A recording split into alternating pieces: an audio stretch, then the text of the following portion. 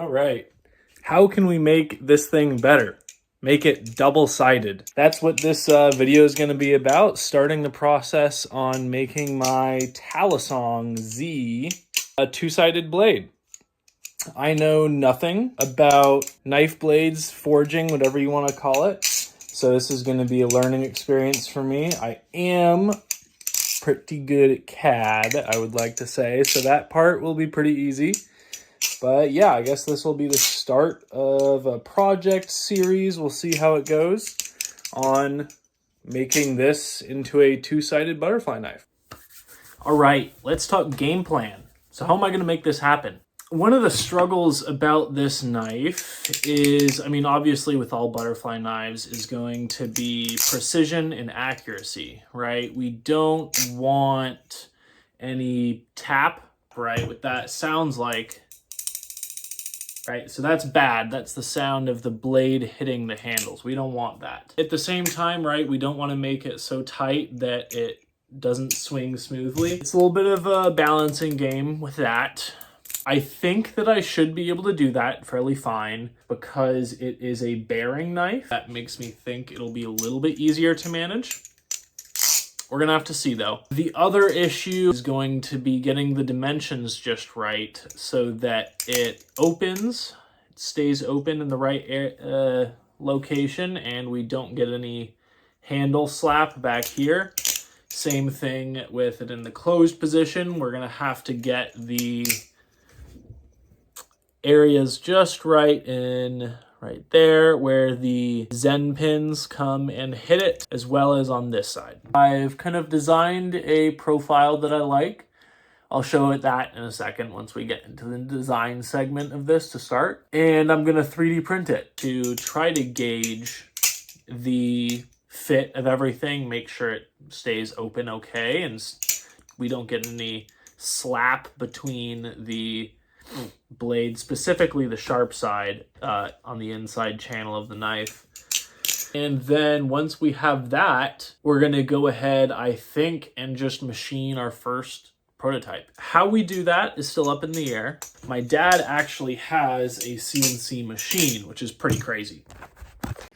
So this is my dad's CNC machine. I think maybe 303 or 316 might be the extent of its capabilities, but pretty cool that he's been working on this and building it. But we're gonna have to see, I'm gonna compare costs between him making it here and using something like Fictive or Xometry. All right, I think that is all the talking I can do without moving to my computer now. So I'm gonna go ahead, transfer to my computer. I'll pull up the design as it stands so far, can yap about that for a little bit.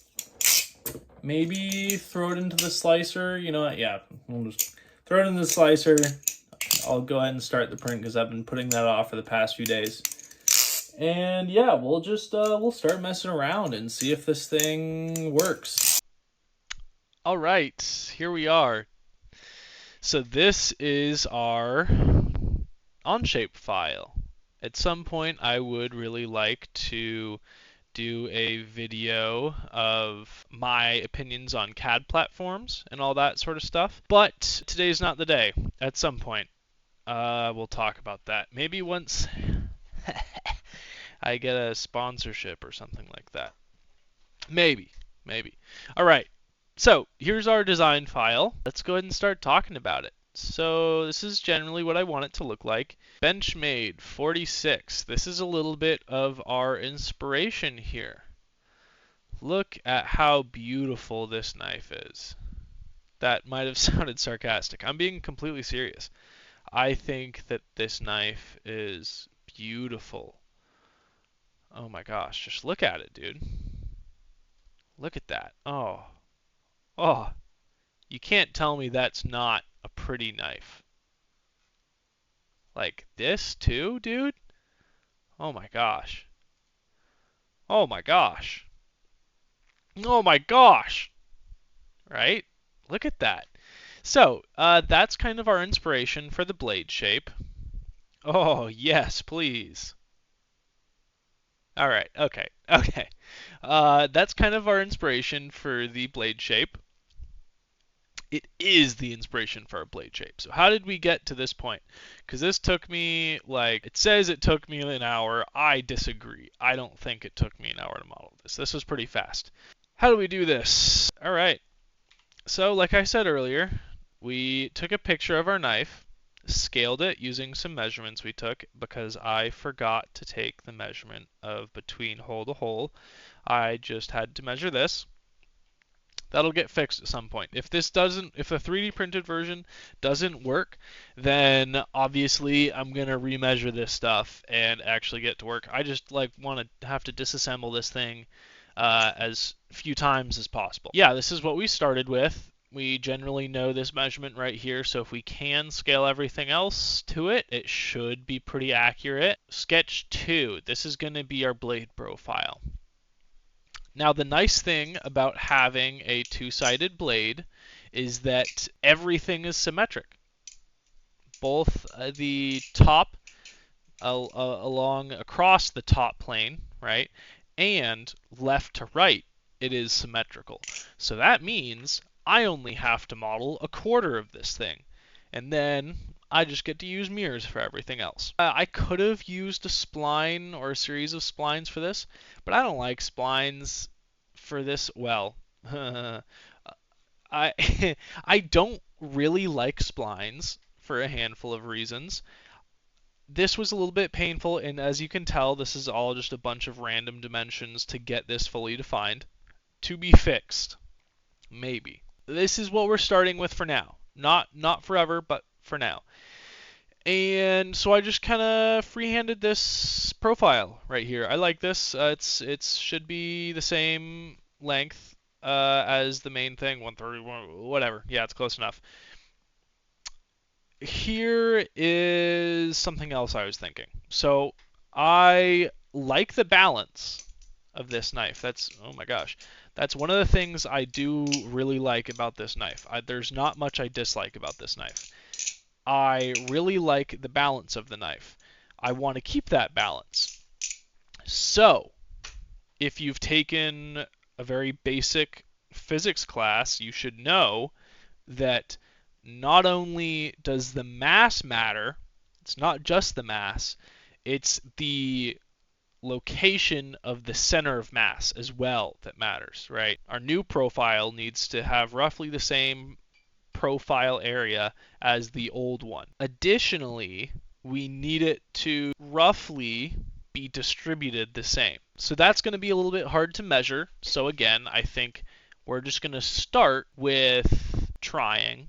We're just going to try for now. And how we're going to do that is my general estimation was, yeah, we have a little bit more material out here and up here. So, and we're missing, it's too big all through here. But what we're going to do to account for that is basically just shift it over a little bit. And, the mass that we're missing here and here is being made up for all throughout here. Now we might have some issues, right, because this looks like it's a little bit bigger of an area than what we're missing out in these regions, as well as the swedge on this blade does not go the full length, right? But it is going to go the full length for the double-sided version because it's double-sided.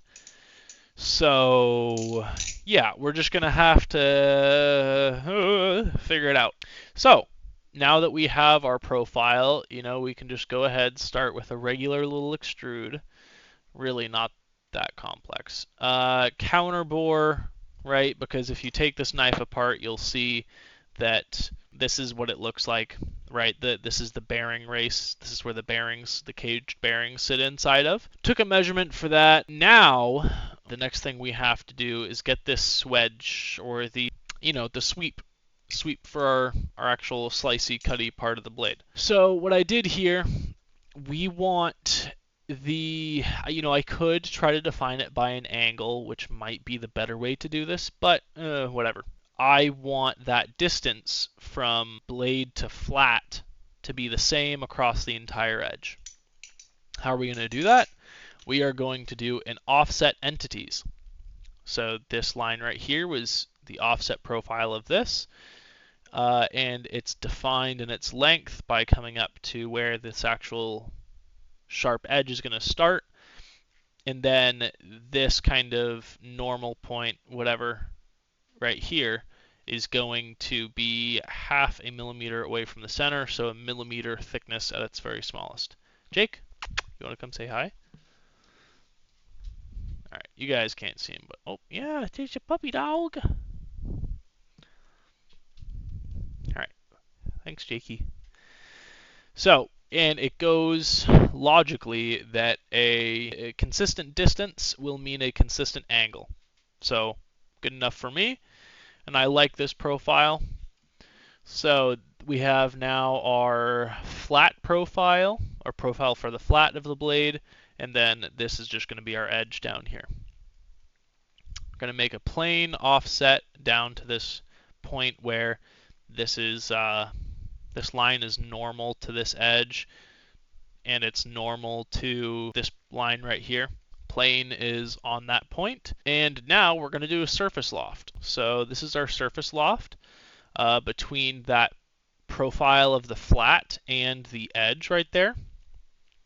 This is going to allow us in a second, after we do one more operation, to split our part into two, remove the excess, and now we will have an actual blade. So I was looking at my other knives, and it seems like, for the most part, it's a spherical or a cylindrical, conical profile that is the transition from the actual ground blade up to the flat. So estimating, and just like that. Oh my gosh. That is going to give us the material on the surface we need to fully intersect the solid, which will then allow us to split. So now we have our quarter blade profile done. We can go ahead and add some fillets in here. That's one thing I really do like about this knife, is that all of the corners on the blade are very nice and smooth.